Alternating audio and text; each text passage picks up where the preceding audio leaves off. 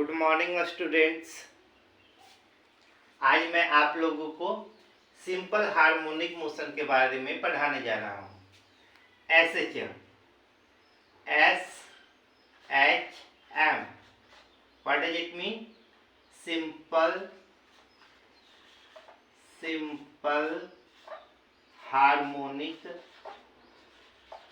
Harmonic motion. Simple harmonic motion, जिसको हम लोग SHM शॉर्टकट में बोलते हैं। अच्छा, सिंपल हार्मोनिक मोशन क्या होता है?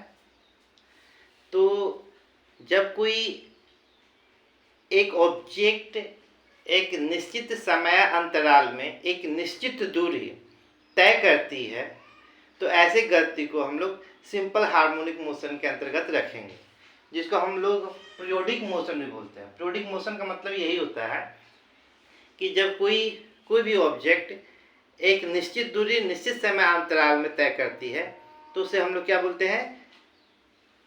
हम लोग आवर्त गति बोलते हैं। जैसे पृथ्वी का सूर्य के चारों ओर घूर्णन,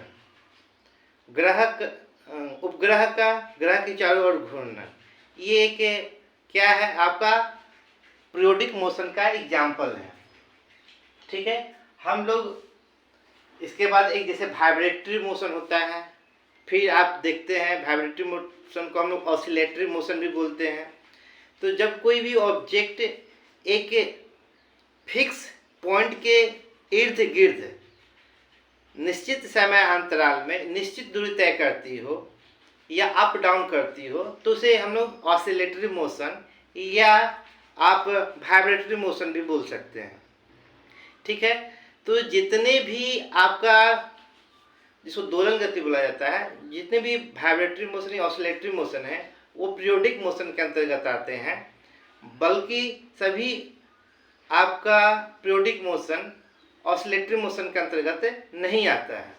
ठीक है। हम लोग सिंपल पेंडुलम एक एग्जाम्पल है आपका ऑसिलेटरी मोशन का भी बोल सकते हैं या पीरियोडिक मोशन का, जिसपे हम लोग ध्यान देंगे। एक मैं यहाँ एक स्टैंड बना लेता हूँ और इसके एक पॉइंट से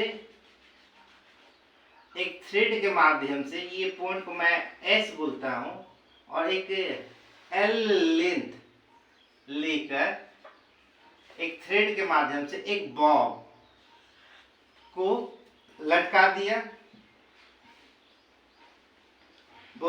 दिया, और इस पोजीशन को मीन पोजीशन बोला जाता है। मीन पोजीशन, जिसको हम लोग माध्य स्थिति बोलते हैं।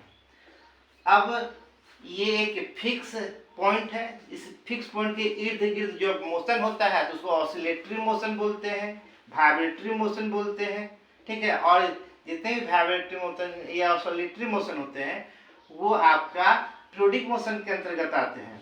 ठीक है।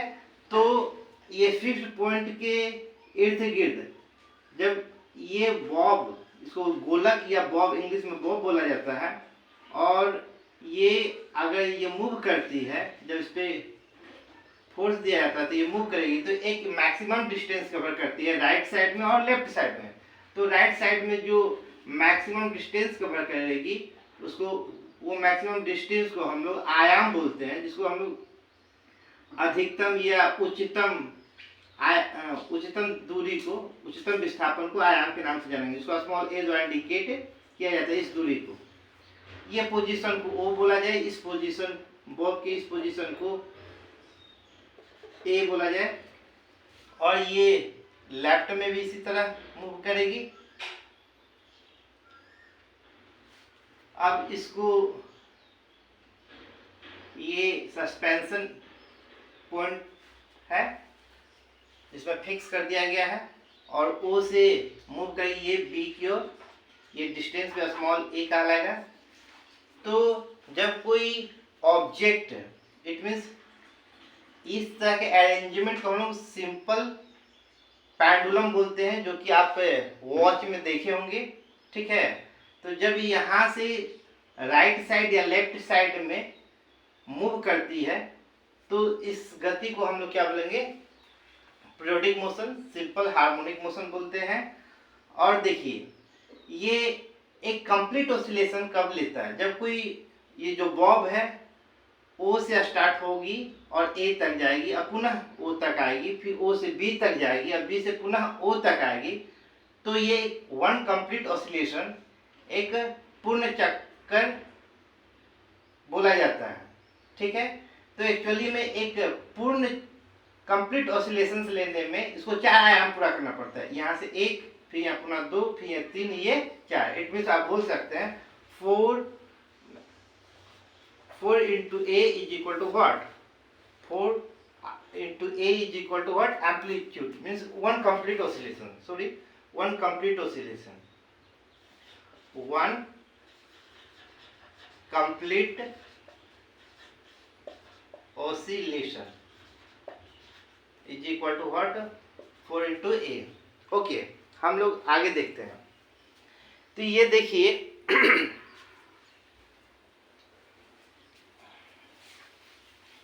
जब कोई ऑब्जेक्ट, इट मीन्स जब वो मीन पोजीशन पे होती है, तो इस पोजीशन पे काइनेटिक एनर्जी आपका मैक्सिमम होता है।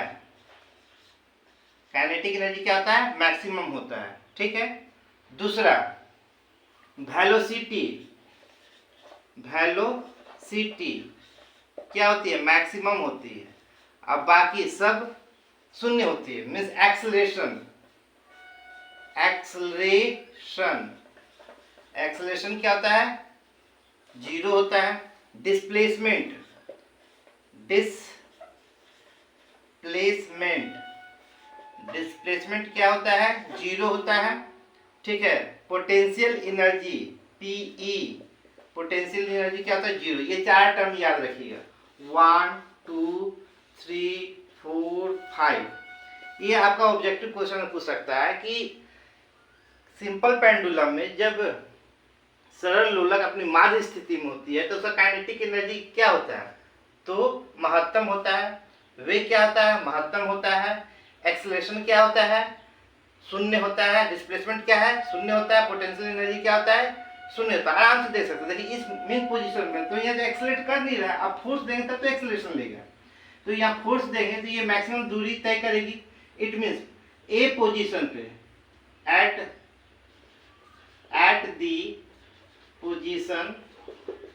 the position A oblique B पे आपका डिस्प्लेसमेंट क्या हो जाएगा? मैक्सिमम हो जाएगा। ठीक है, डिस्प्लेसमेंट, तो यहाँ एक्सेलरेशन, उसमें वेलोसिटी, एक्सेलरेशन क्या हो जाएगा? एक्सेलरेशन भी आपका एक्सेलरेशन मैक्सिमम हो जाएगा।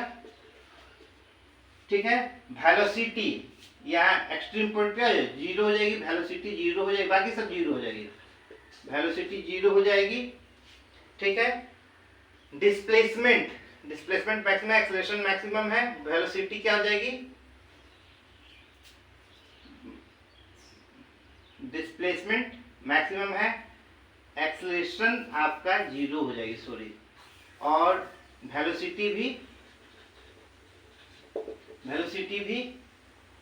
0 हो जाएगी। और काइनेटिक एनर्जी भी यहाँ 0 हो जाता है, पोटेंशियल एनर्जी भी 0 हो जाता है। ये कुछ टर्म्स है, मतलब मेन पोजीशन में 2 मैक्सिमम होता है, काइनेटिक एनर्जी और वेलोसिटी, बाकी सब 0।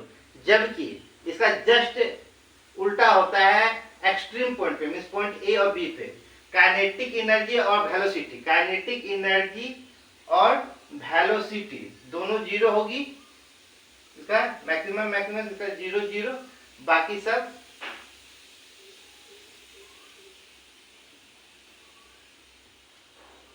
थोड़ा सा 1 मिनट।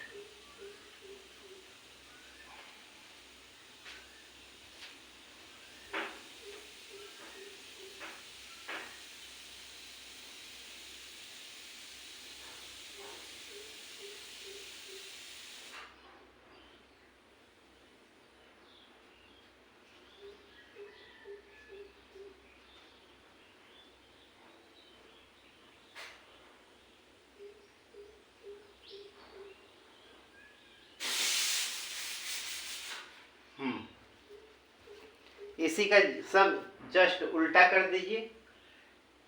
काइनेटिक एनर्जी यहाँ क्या हो जाएगा, इसका उल्टा बोले, काइनेटिक एनर्जी आपका जीरो, वेलोसिटी जीरो, ठीक है, एक्सेलरेशन मैक्सिमम, ठीक है, डिस्प्लेसमेंट मैक्सिमम, काइनेटिक एनर्जी तो लिख दिए पोटेंशियल एनर्जी मैक्सिमम। ओके, तो ये आपने देख लिया। अच्छा, इसके बाद का क्या टॉपिक है, हम लोग कुछ चर्चा करेंगे। देखिए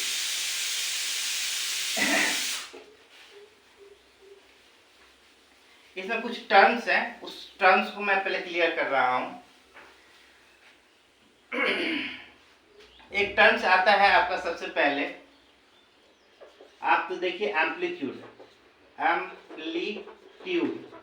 जिसको स्मॉल ए द्वारा इंडिकेट करते हैं।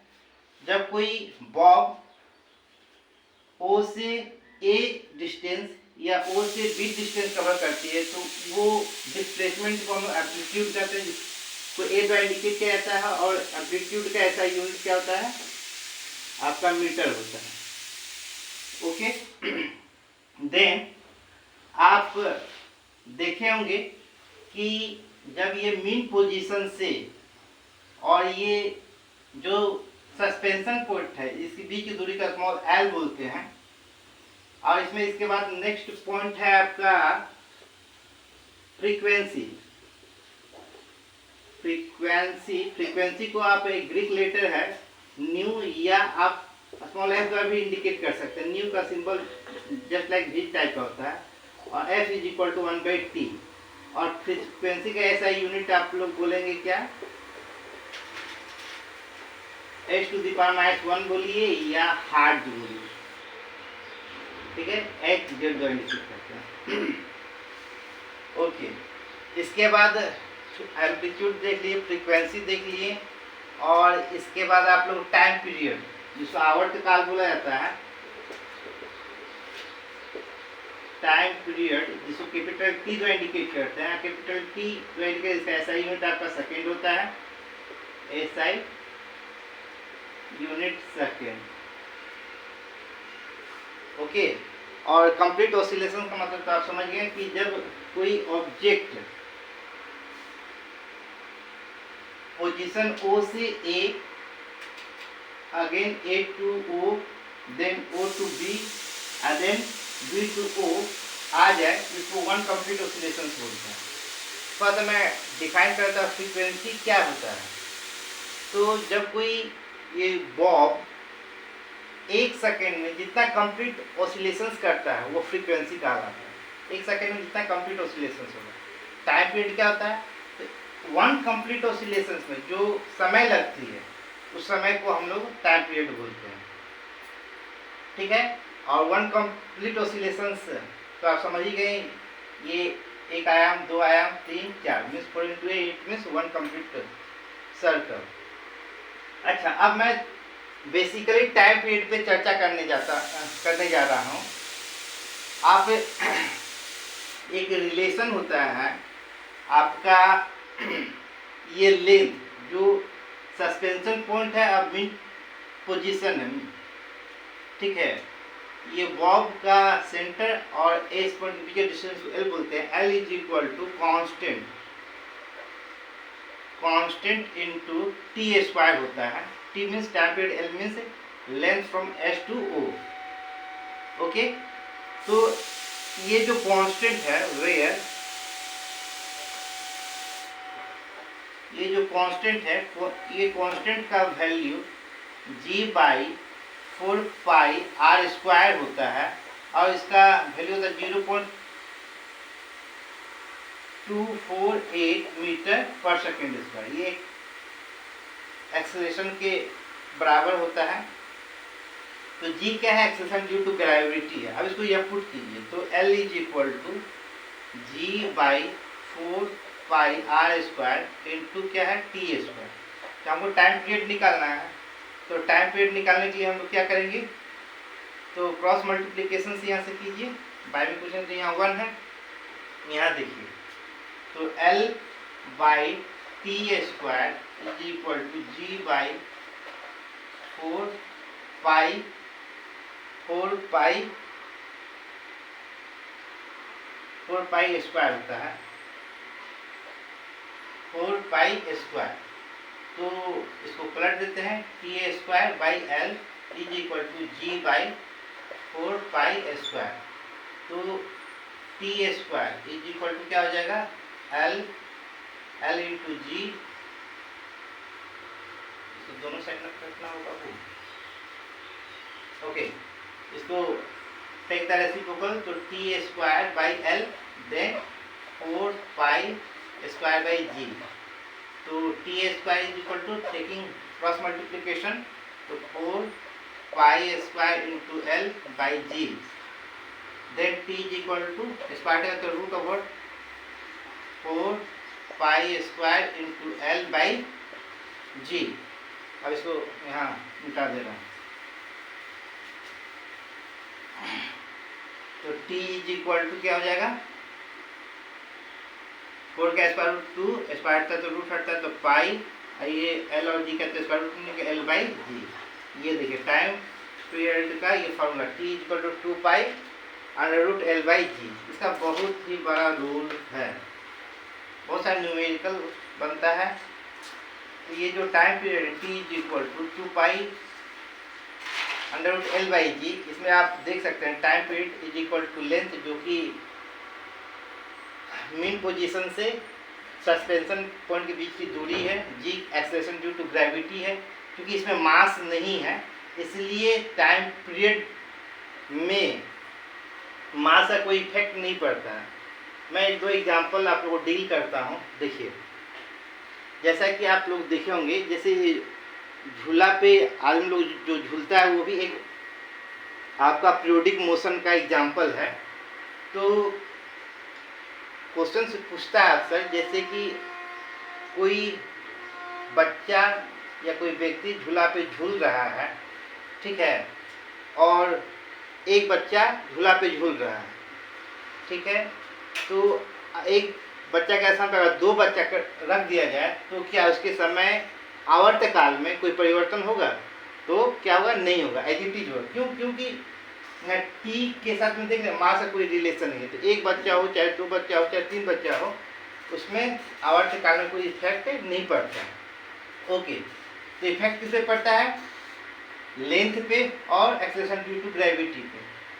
तो अगर मान लीजिए कि अगर कोई एक बच्चा झूला पे बैठा हुआ है, ठीक है, और वो खड़ा हो जाता है, तो आवर्तकाल क्या होगा? तो ये बच्चा है, बैठा हुआ है, खड़ा हो जाएगा, तो यहाँ क्या हो गया? लेंथ में कमी हो गई। तो लेंथ में कमी हो गया, इट मीन्स टाइम पीरियड क्या हो जाएगा? कम हो जाएगा। तो टाइम पीरियड कम हो गया तो क्या समझें? समय, टाइम पीरियड कम हो गया, इसका मतलब झूला तेज हो जाएगा। जब आप कोई झूला पे बैठा हुआ बच्चा है, वो खड़ा हो जाता है, तो लेंथ में कमी हो जाती है। लेंथ में कमी हो जाने के कारण टाइम पीरियड में कमी हो जाएगी, क्योंकि ये इसका डायरेक्टली प्रोपोर्शनल होता है। तो कमी हो जाती है, जिसकी वजह से क्या होता है? जिसके वजह से झूला का आवर्तकाल घट जाता है। और झूला का आवर्तकाल घटना का मतलब ये हुआ कि झूला तेज हो जाता है, ठीक है, और समय अवधि बढ़ती है। बढ़ती इट मीन्स झूला स्लो हो जाता है, मीन्स सुस्त पड़ जाता है। तो ये टर्म को ध्यान रखिएगा। ओके, अच्छा, अब इससे रिलेटेड बहुत सारे न्यूमेरिकल है, इसको मैं नेक्स्ट टाइम डील करूँगा। Okay, thank you.